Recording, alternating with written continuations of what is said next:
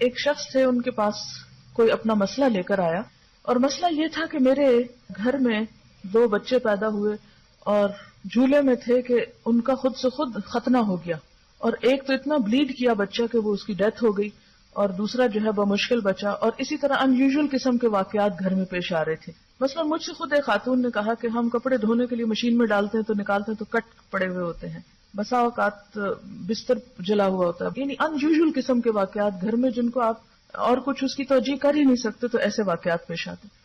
تو انہوں نے کہا کہ اچھا تم یہ بتاؤ کہ تمہارے گھر میں کتا تو نہیں؟ کہنے لگا نہیں کتا نہیں۔ کہا کوئی تصویر تو نہیں لٹکی؟ کہا نہیں تصویر بھی نہیں۔ کہا نماز پڑھتے ہیں؟ کہتے ہیں ہاں نماز بھی پڑھتے ہیں۔ اچھا یہ بتاؤ کہ تمہاری عورتیں جو ہیں وہ سر ڈھکتی ہیں؟ انہوں نے کہا کہ نہیں پردے کی کوئی خاص پابندی نہیں کرتی۔ تو انہوں نے کہا کہ اچھا تم ان چیزوں کی پابندی شروع کرو۔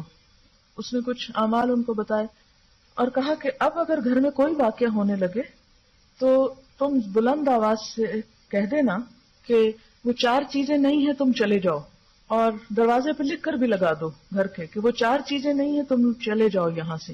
وہ واپس چلے گئے، واپس جا کر جب گھر میں اسی قسم کا ہنگامہ ہونے لگا تو انہوں نے اسی طرح بلند آواز سے کہا کہ وہ 4 چیزیں نہیں ہیں تم چلے جاؤ، اور وہ جنات چلے گئے۔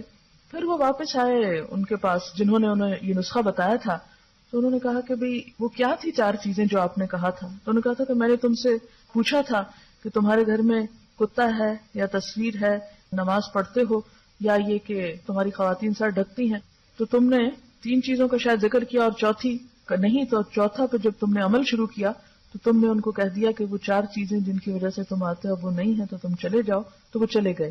ہوتا یہ ہے کہ جو لوگ اللہ کی اطاعت کرتے ہیں تو اللہ کے فرشتے ان کی حفاظت کرتے ہیں۔